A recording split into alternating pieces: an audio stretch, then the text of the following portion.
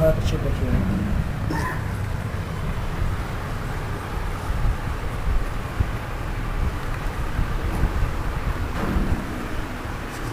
اعوذ باللہ السمیع العلیم من الشیطان الرجیم.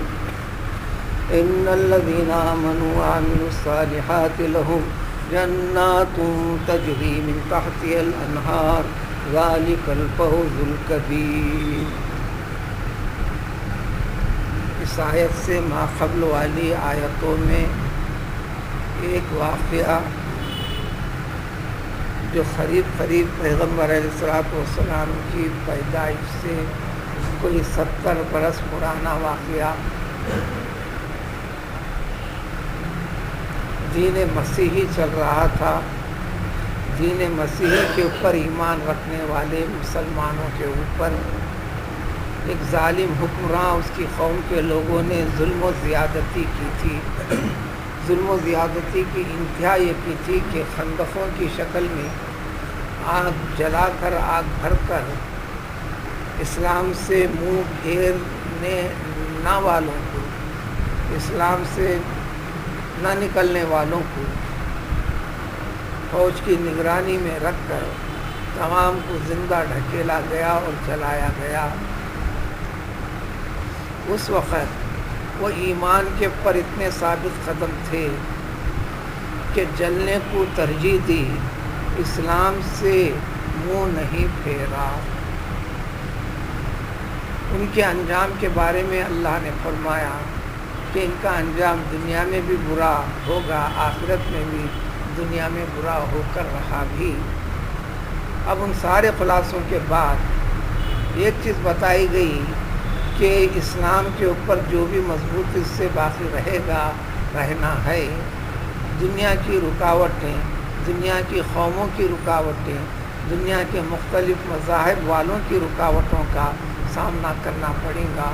وہ رکاوٹیں مسلمان کے مالی، مادی، روحانی ہر اعتبار سے فرق بھی پیدا کر سکتی ہیں. ان تمام صورتوں میں جو ایمان کی حقیقت کو جانا وہ اس کے پر باقی رہا، دنیا کی مشقتوں کو برداشت کیا.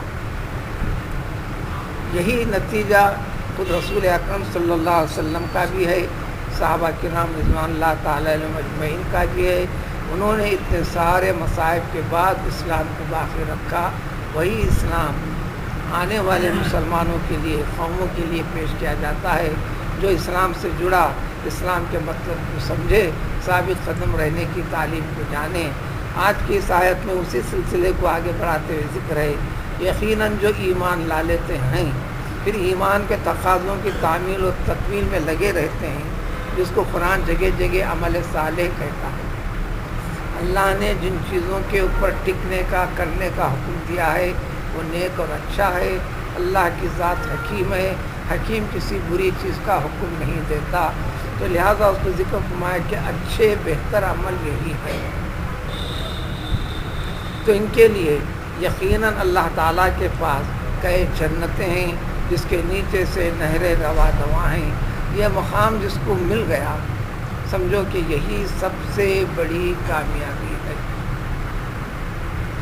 اس کے بعد والی آیتوں میں ایک نمونہ پیش کرتے ہیں، اس کی تفسیر کل گزرے گی انشاءاللہ آئے گی، جس کے اندر اللہ کی جب پکڑ کا وقت آتا ہے تو فرعون کو دیکھ لو،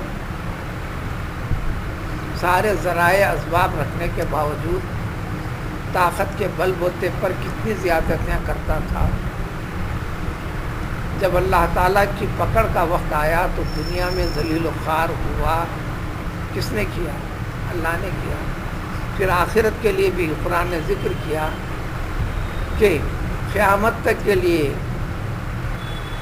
غدووں و عشیہ کے الفاظ سورہ مومن میں ہیں. صبح شام عالم برزخ میں بھی ان کے اوپر آگ پیش کی جاتی ہے، آخرت میں عذاب میں رہیں گے.